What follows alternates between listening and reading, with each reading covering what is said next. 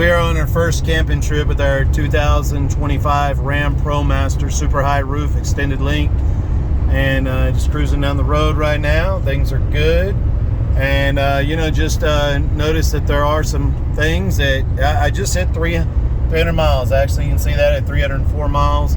So yeah, I'm discovering some things I like, things I don't like. And one of the things that I would say is a flaw in the design of this thing is not enough covey space. Now I'll get to something else here in a minute that's a lot more serious than that.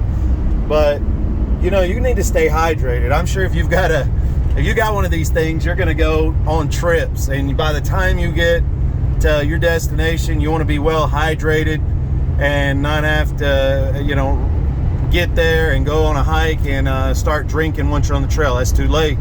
So the cup holder being way down there, I don't like it. Little cup holder here that I'll have other things in. So I figured out a solution. I can mount my water bottle right here, and so with the water bottle mounted right there, that's really nice, easy to get to. The only bad thing, the flaw, is that the van stops beeping at you. Once you have the water bottle on there, you get this 8-second beep, and as soon as you take your hands off, 8 seconds later, it's beeping at you. It's telling you, put your hands back on the steering wheel. And that's how you should drive. You need to keep your hands on the steering wheel. But as you can see, if you have that water bottle there, then there goes the sheriff right there by us, and you're driving along, and the sheriff comes by you. You want to make sure you got your hands on the wheels, that you're driving the way you're supposed to. But you put your water bottle there so that you can stay hydrated, and then the vehicle stops telling you what to do.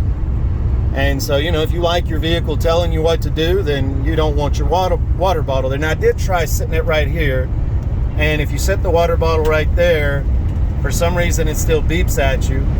Right there seems to be the perfect location if you don't want it to beep at you. But again, you wouldn't want to do that. You want your hands on the wheel. You want to use all your everything that's going to help keep you and your family safe. So again, that is, I don't know, is that a flaw? Is that something that RAM overlooked, that they put their cup holder way down there, but yet you fix the problem by hanging your water bottle there, but yet it stops beeping at you?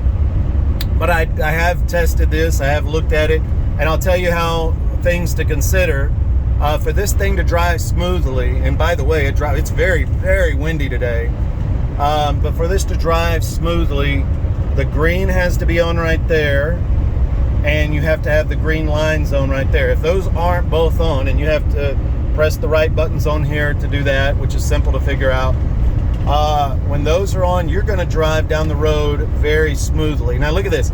I'm not even touching the brake or gas. It sensed that 55 miles an hour is coming up. I don't know, you probably can't tell from the video, but it dropped this thing down to 55 automatically. And so I like it. I'm somebody who likes to drive the speed limit, so that, to me, that is a really cool feature. I'm coming into a work zone. Again, I don't have, I'm just seeing how it's going to steer. I'm going to go ahead because sometimes it makes me a little nervous. It gets a little too close to the barriers over there. My hands are close by. I'm just testing things out right now. But yeah, it brings it down to the speed. It's smooth. I'm going to tell you what, the features on this are really smooth. And by the way, if you don't like your vehicle telling you what to do and you want another feature, look at this one. I live on some property where I drive around on the property, and I like to drive from one building to the next on the property without my vehicle beeping. And watch this. I'm coming up on this truck right now. I'm not touching the gas pedal. My feet are over here. It sends that vehicle up there, and it shows that vehicle in here, and it automatically slowed down and keeps its distance. By the way, I love this van so far. Only anywhere at 309 miles. I love it, and drives smooth. I'm comfortable. Like I said, we're going on our first camping trip. Already got the beds back there. I don't know if I'm focused in on that or not, but yeah, we got the bike rack back there. And yeah, we are excited to be on a camping trip. So that's what I got to say about it so far. Really good, smooth drive. Slows down when the speed limit changes. The vehicle in front of you, again, I wouldn't trust any of this stuff. The vehicle does it, but I would not trust to take my eyes off of it. I wouldn't trust to take my hands away to try to zone out or anything like that. But as you can see, they didn't give you a good cup holder. So if you want to keep your water close by, the only bad thing about keeping your water close by is the vehicle will no longer beep at you. Some people may like that, but that's not safe. I wouldn't be doing that. Or, well, let me say, okay, would I? Whether I would or wouldn't, you shouldn't do that. So, yes, that's the features. Really like it. You can push this button right here. Tell it to turn the air conditioner on, off, navigate. It starts navigating for you. I don't know. What other features do you want to know about? Let me know. I'll tell you what the 2025 RAM Promaster 3500, what it has. So far, loving it. Loving the ride. Loving the comfort. What do you think, Colton? It's good. You liking it? Are you comfortable over there? Yes. Oh, by the way, the swivel seats. We got the, what is it called? Scopia. I know I'm saying that wrong. Whatever they are. The ones that everybody recommended. Love them. They're great.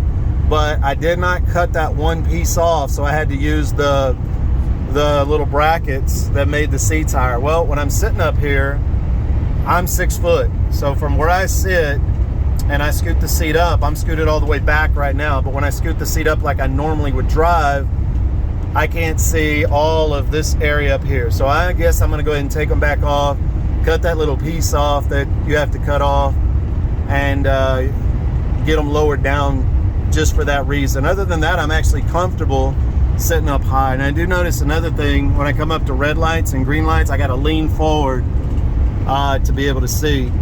I did buy a dash cam. We've got that hooked in today. I haven't got it mounted up here. I'm probably going to mount it right there.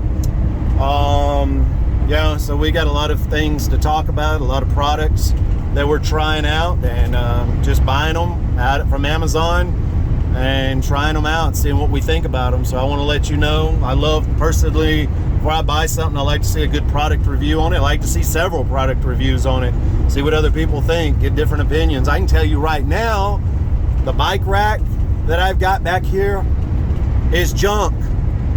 I couldn't tell you off the top of my head the brand. We've hardly used it. I've actually had it a couple of years. Never liked it to begin with. Had it in storage, decided to break it out for this trip. And so I'll be doing a review because I'm about to buy another bike rack. So I'll show you which one I have that I've had for a few years. And then I will show you whatever new one I decide to buy, and kind of tell you what to stay away from. Because the one I've got, again, it is just, man, it is so hard to get the bikes on, to get the bikes off. But yeah, so this has been a good trip so far. We're going to Lake Brownwood State Park. That's going to be our first camping trip. We're going to camp out there. First, we're going to stop at my mom's house, visit her, spend the night there first. So yeah, we got about a 4-hour trip to where we're going camping. So I'll put some miles on it, and we'll see how everything is. But watch, subscribe, and we will keep making videos.